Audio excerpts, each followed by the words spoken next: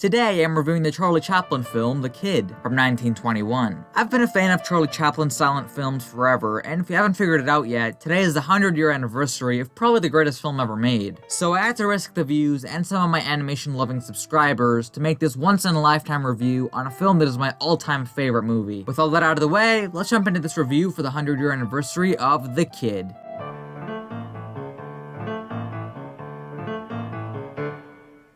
Before we start with the movie itself, let's talk about the cultural significance and the context surrounding this one. The Kid was made in 1921, definitely well into Chaplin's prolific career, with a budget of just around $250,000 and a box office of $5 million, according to Wikipedia. However, I don't know if this is adjusted for inflation, and every source I look to seems to give a different answer, so as long as we know it was a box office success, that's the real takeaway here. The movie stars Chaplin himself, who also wrote it, directed it, composed it, produced it, and edited it. Holy crap. It also stars Coogan as the kid and Edna Purviance as the mother. Yeah, this movie barely has any characters, and since it only lasts under an hour, it lets us connect to the two main characters, which is definitely a good thing, especially because both actors are incredibly talented. The movie plot is about the tramp finding an orphan boy on the streets and raising him as his own son. We see the boy grow up, help the tramp make money, and get into all the misadventures they go through throughout the film. And oh brother, the music is amazing. We'll get into that as I get into the review, but the music here is absolutely fantastic and was remastered in 1971 for most modern versions of the film. In terms of its own context, this was one of the most famous and culturally significant silent films in the 1920s and offered audiences with some escapism, which was taking off at this time. It now stays at that mark, getting hundreds of thousands of views on YouTube from international viewers and having 100% on Rotten Tomatoes. Now that you know a little bit more about The Kid, let's delve a little deeper into it and truly understand how incredible this movie is. We start off the movie with the section called A Smile and Perhaps a Tear. We see a mother who has just had a baby. We see that her husband is broken up with her and accidentally throws her picture in a fire, which signifies the end of their relationship. I love the show don't tell aspect of silent films and how they can use these metaphors to tell their story better. The mother's appearance gives off a vibe that she's very poor, especially without her husband's support. She leaves the baby in a car by a mansion, hoping the rich people who live there adopt the baby and care for it better than her. Unfortunately, some thieves come along and steal the car, find the baby, and leave it on the ground in the street. While these two characters are obviously idiots,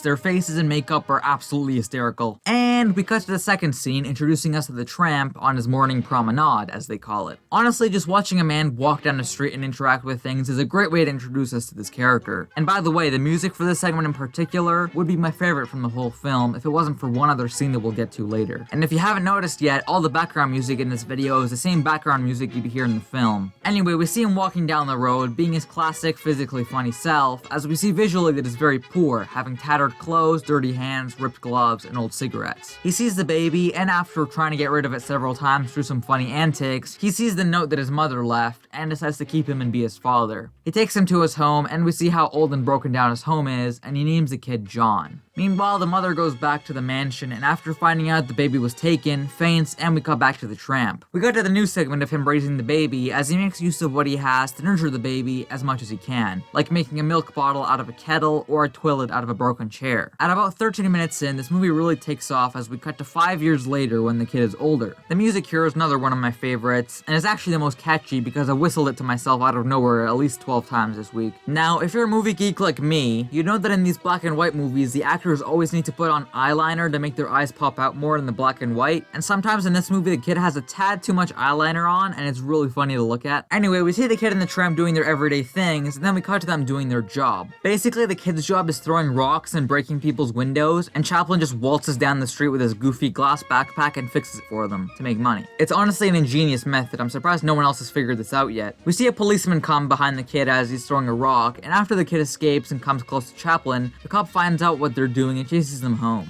We cut to another window repairing as Chaplin flirts with a woman he's helping until we find out that's the same policeman's wife. Just look at these hilarious clips to see how talented Chaplin was. I don't even need to play the non-existent dialogue for it to be funny. After they escape him again, they eat some holy Jesus, what is that he's eating? We got to the mother, whose character I'm not a huge fan of because I'd rather be watching hilarious tramp antics, but I'm glad they showed her to be a kind and developing character, so it's more deep when she comes back later. She's now a rich star, contrasting to the poor and helpless mother she used to be in the beginning. And the next scene is super heartbreaking because the mother actually comes to Chaplin's front door by coincidence and talks to her own kid without even knowing. Obviously they don't know each other, but it's a scene that everyone gets sad to watch because by the end it's left completely unresolved. She leaves him some toys and walks off, completely unaware of what's happened. The music here is super nice and relaxing. Honestly, this entire soundtrack might just be the greatest soundtrack of completely original music to ever exist. Props to Chaplin for being such an extraordinary talent as to compose this. As the kid is playing with his toys, another bully kid comes along and throws his toys away and tries to beat him up. And all these people just stand around them and watch like it's super entertaining. These kids are fighting and you guys are just enjoying it. At first, Chaplin tries to stop the fight, but after his kid starts to win the fight, he starts being funny and even telling the kid where to punch and kick to hurt the other kid. Enter his big brother, who's probably the funniest thing in this movie ironically, because he literally comes in the scene and punches a random guy after 2 seconds. He tells Chaplin that if his kid beats his brother, he'll beat Chaplin. And he does, so we get this hilarious fight scene that Chaplin wins somehow. I really can't do it justice, so just go and watch it after this video. I'm kind of assuming all of you have seen the movie already. The kid gets sick after the fight, so the doctor visits Chaplin's home. There's a lot of small physical humor that I can't explain without it losing all the comedic value, so again I'm assuming you've all seen this before, or you're at least paying attention to the clips on screen. The doctor leaves, and 3 days later, someone from, I think, an orphanage comes to take the kid away. Now this